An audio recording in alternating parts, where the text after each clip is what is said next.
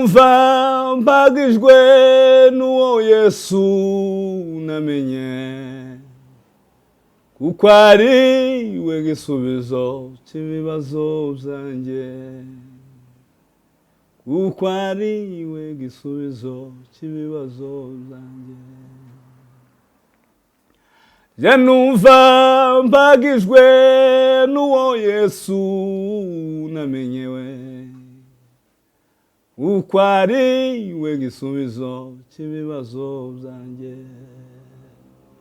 kuko ari we gisubizo cy'ibibazo byanjye we, kuko ari we gisubizo cy'ibibazo byanjye. Amina we, kuko ari we gisubizo cy'ibibazo byanjye. Umwami wanje Yesu ntajya ahinduka we, yitwaye Emanueli, Imana iri kumwe natwe. Yo njyewe sinzatinya, ndi kumwe nawe. Nukuri njyewe sinzatinya, ndi kumwe nawe. Umwami wacu Yesu ntajya ahinduka, nukuri we, yitwaye Emanueli, Imana iri kumwe natwe. Nukuri njyewe sinzatinya, ndi kumwe nawe. Nukuri njyewe sinzatinya, ndi kumwe nawe. Humura we, nukuri njyewe sinzatinya, ndi kumwe nawe. Umwami wacu Yesu ntajya ahinduka, yitwaye Emanueli, Imana iri kumwe natwe. Nukuri njyewe sinzatinya, ndi kumwe nawe. Nukuri sinzatinya, ndi kumwe nawe. Nukuri njyewe sinzatinya, ndi kumwe nawe. Umwami wacu Yesu ntajya ahinduka. Amina we, yitwaye Emanueli, Imana iri kumwe natwe. Nukuri njyewe sinzatinya, ndi kumwe nawe. Kwa kweli mimi sina haja ya Mungu mwingine. Kwa kweli mimi sina haja ya Mungu mwingine. Mimi nimesikia, nimetosheka. Yesu katika maisha yangu yote. Kwa kweli mimi sina haja ya Mungu mwingine. Ai, mimi sina haja ya Mungu mwingine. Kwa kweli mimi sina haja ya Mungu mwingine. Mimi nimesikia, nimetosheka we. Yo we, Yesu katika maisha yangu yote. Kwa kweli mimi sina haja ya Mungu mwingine. Ai, kwa kweli, kwa kweli, kwa kweli, kwa kweli mimi sina haja ya Mungu mwingine. Kwa kweli, kwa kweli, kweli mimi sina haja ya Mungu mwingine. Nubwo twohura n'ibiturusha, nubwo twohura n'ibituremerereye, nubwo twohura n'ibirusha by'isi, ariko hari Imana ya Israheli. Humura, humura, humura, humura, humura. Mukiza ndakwihaye, ni wewe wambambiwe. Uko nzaba ndi kose, Yesu nzagusingiza. Uko nzaba ndi kose yo, Yesu nzagusingiza. Mwene data waburushe, mwene data waba uremererewe n'ibibazo bitandukanye by'iyi si, waba urwaye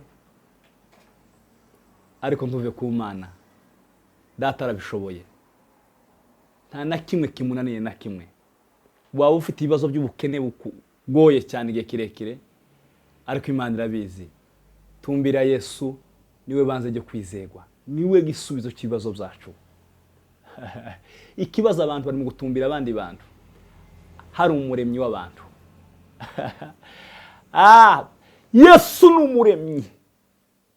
Yesu ashoboye byose, ariko abantu bashoboye, abantu barashoboye ariko ntibashoboye byose. Yesu ni ushoboye byose. Dutumbire Yesu, niwe banze ryo kwizerwa. Waba warabuze urubyaro, tumbira Yesu, byose arabifite kandi arabishoboye.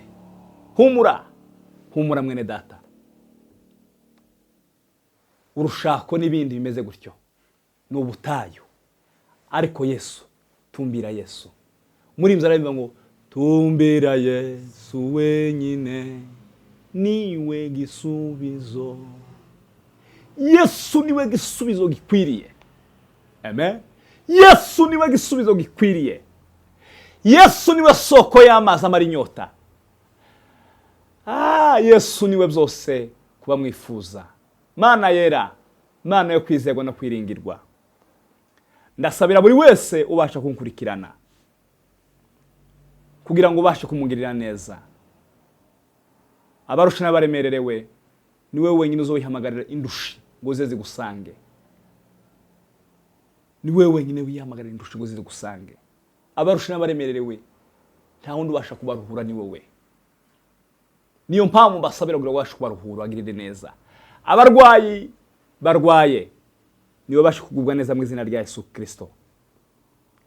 Abafite ibibazo bitandukanye, niwe ubashe kugirirwa neza mu izina rya Yesu Kristo. Nta wundi n'umwe wabasha kubagirira neza, ariko ijambo ryawe rimwe rirahindura rikarema, rigahindura amateka y'abantu bose bakwifuza.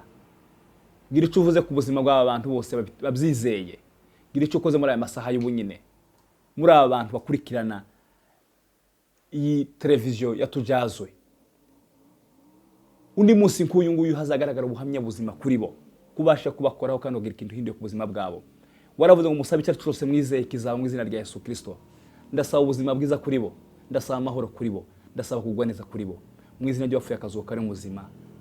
Ya Imana yacu ni nziza bene data, Imana yacu ni nziza, Imana yacu ni nziza. Izikora ibintu bitandukanye n'ibyo twe dutekereza. Muririmbyi ararimba aravuga ngo anafanya mambo ambayo mwanadamu hawezi kufanya, anatenda mambo ambayo mwanadamu hawezi kutenda. Haufananishwe na kitu chochote, haulinganishwe na. Unafanya mambo ambayo mwanadamu hawezi kufanya, unatenda farala haulinganishwe na kitu chochote. Imana yacu ishoboye byose, ishoboye byose. Imana yacu ishoboye byose. Imana yacu niyo kwizerwa, Imana yacu niyo kwiringirwa. Maze kugera imbere y'ubwiza bw'Imana, maze kwakira Imana mu mutima wanjye, numvishe ibyishimo byuzuye umutima wanjye. Ariko muzi ko Imana izi gusetsa ugaseka ukagagara, ufite ibikubabaza kandi bihari kandi bikomeje. Ariko kubera kuko wakira Imana muri wo ukanyurwa, ndanyuzwe nuko ngufite ndamahoro. Tugira amahoro, tukagira amahoro, tukagubwa neza, tugashisha, tukabyibuka mu mutima. Kandi hari ibitugoye bihari kubera Imana. Imana ni umurinzi wacu, Imana ni ubwugamo bwacu. Iyo mwari muzi ibintu Imana itugwanira dutsindishiriza ni byinshi, ariko byose Imana ibikora kubera urukundo dufiteho. tumbira Yesu niyo banze ryo kwizerwa. Kwa Yesu nta na kimwe kibuzeyo. Ijambo ry'Imana ribafashe.